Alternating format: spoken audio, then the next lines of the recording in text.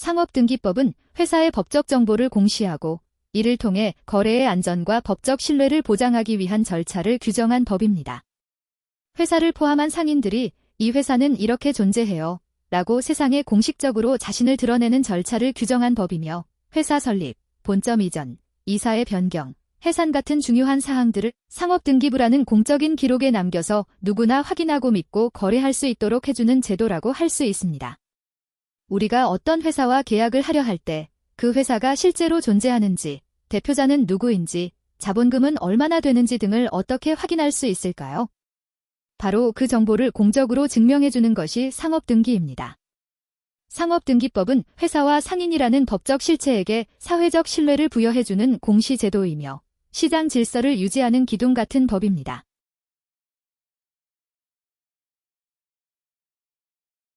상업등기법은 총 5장으로 구성되어 있습니다.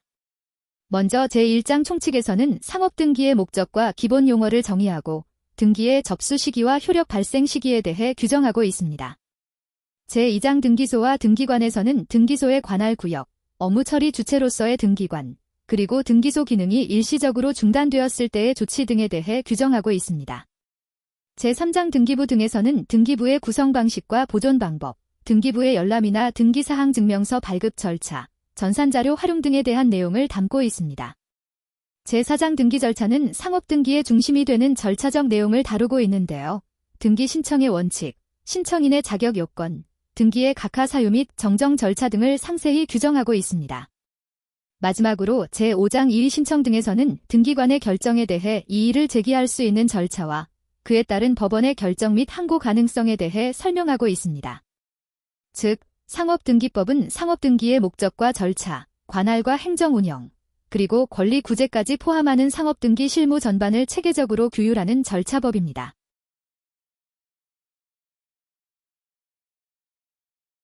비송사건 절차법은 분쟁을 해결하는 재판이 아니라 분쟁이 아닌 사안에 대해 법원이 절차적으로 처리하는 사건을 규율하는 절차법입니다. 법의 보호나 확인을 요청하는 상황에 초점이 맞춰져 있으며 회사를 청산하는 과정에서 법원의 감독이 필요한 경우 신탁관리인을 선임해야 할 때 또는 상호 말소와 같은 등기 신청 등을 할 때 이러한 사건들은 모두 비송사건에 해당합니다. 이러한 절차에서는 당사자 간의 갈등 해결이 중심이 아니라 공익보호나 법질서 유지가 주요 목적이 됩니다. 이 법에 따른 재판은 판결이 아닌 결정의 형식이며 결국 비송사건 절차법은 크게 다투지 않되 중요한 질서를 조용히 조율해주는 절차법이라고 할 수 있습니다. 비송사건 절차법은 총 3편으로 구성되어 있습니다. 먼저 제1편 총칙에서는 비송사건 전반에 적용되는 기본 원칙과 절차를 다루고 있습니다. 예를 들어 어떤 사건이 비송사건 절차법에 적용을 받는지, 관할 법원은 어디인지, 신청과 진술은 어떤 방식으로 이루어지는지 등을 정리한 부분입니다. 이는 전체 비송 절차의 틀을 잡는 기본적인 절차적 규범이라고 할 수 있습니다. 제2편은 민사 영역에 속하는 비송 사건들을 다루고 있습니다. 구체적으로는 다음과 같은 사건들이 포함됩니다. 법인에 관한 사건으로 재단법인이나 사단법인의 설립, 변경, 해산 등에 관한 내용과 신탁에 관한 사건, 그리고 재판상 대위와 공탁, 보관, 감정에 관한 사건, 법인 등기 및 부부재산 약정 등기에 대한 내용을 담고 있습니다. 제2편은 개인의 권리나 재산 관계에서 발생할 수 있는 비분쟁성 사건들을 정리하고 있습니다. 제3편은 상사, 즉 기업 활동과 관련된 비송 사건들을 다룹니다. 대표적인 예로는 다음과 같습니다. 회사와 경매에 관한 사건, 사채에 관한 사건, 회사의 청산 등의 내용을 담고 있습니다. 제3편은 상업활동의 질서와 투명성을 유지하기 위한 공익적 성격이 강한 사건들을 규율하는 부분입니다. 이처럼 비송사건 절차법은 총칙을 통해 절차의 틀을 마련하고 민사와 상사 영역을 구분하여 각 분야에서 분쟁이 아닌 사건들을 조용하고 정밀하게 다루는 절차를 규정하고 있습니다. 결국 이 법은 사적 질서의 평화로운 유지와 공익적 질서의 보장을 동시에 지향하는 절차 중심의 조율법이라고 할 수 있습니다. 각 법률의 업무 연관성과 학습 필요성을 중심으로 살펴보겠습니다. 먼저 상업등기법은 상업등기 대행 실무의 핵심이 되는 법입니다. 법무사는 회사의 설립, 변경, 해산 등 다양한 상업등기 업무를 대행하는 전문가이며 특히 소규모 법인에 대한 등기 처리는 실무에서 매우 빈번하게 이루어지는 주요 업무 중 하나입니다. 또한 상업등기법은 상법과 구분해서 이해할 필요가 있습니다. 상법이 회사의 조직과 운영 등 실체적인 부분을 다룬다면 상업등기법은 그러한 조직의 형성과 변경을 외부에 공시하는 절차를 다룹니다.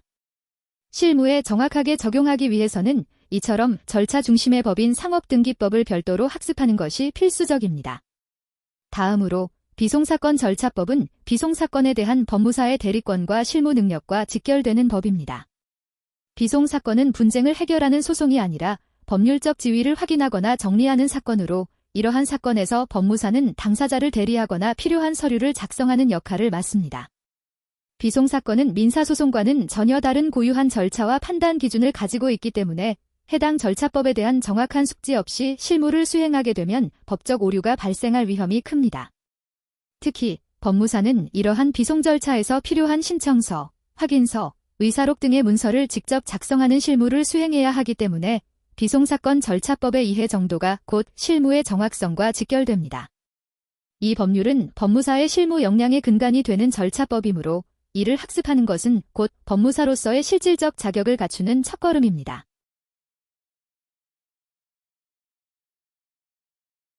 38번 문제입니다.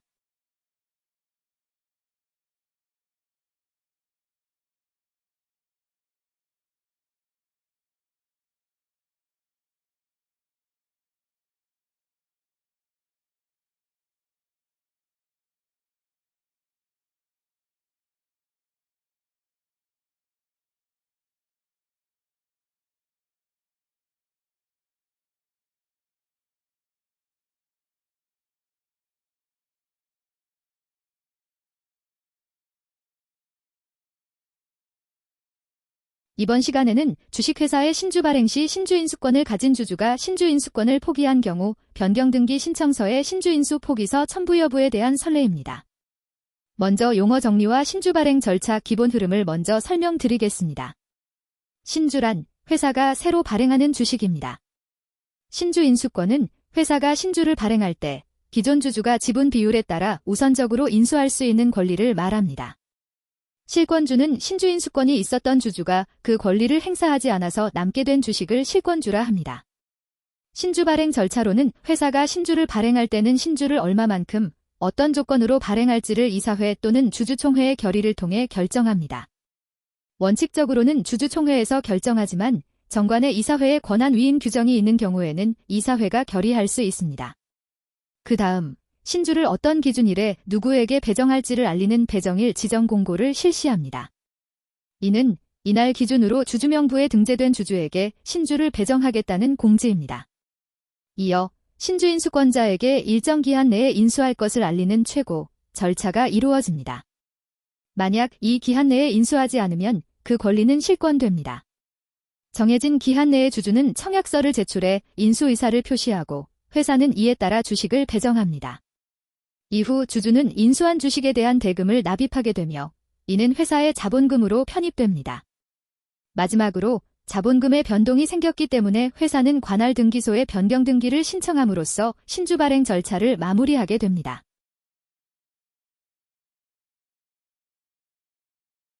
그럼 이 선례의 핵심 요지에 대해 설명드리겠습니다. 회사가 신주를 발행했는데 기존 주주 중 일부가 신주인수권을 포기해서 실권주가 생겼습니다. 회사는 이 실권주를 이사회의 결의로 다른 주주나 제3자에게 배정해서 납입을 완료했고 이때 등기를 신청할 때 어떤 서류들을 첨부해야 하는지에 관한 설명입니다. 핵심 요지는 신주인수권 포기서는 등기 신청 시 필수 서류가 아닙니다. 대신에 회사는 실권주를 배정했다는 내용이 담긴 이사회의 사록만 첨부하면 충분합니다. 다만 신주인수권 배정일 공고나 실권 예고부 최고 기간을 단축한 경우에는 실무상 신주인수권 포기서를 첨부하게 하는 경우도 있습니다. 이는 현행법상 첨부 서면은 아니며 위 사항이 총주주의 동의가 없으면 효력이 없거나 취소할 수 있는 사항에 해당될 경우에는 총주주가 동의하였음을 증명하는 서면인 총주주의 동의서 또는 신주인수권을 행사하지 않은 주주의 기간 단축 동의서 등을 첨부하여 변경 등기를 신청해야 합니다.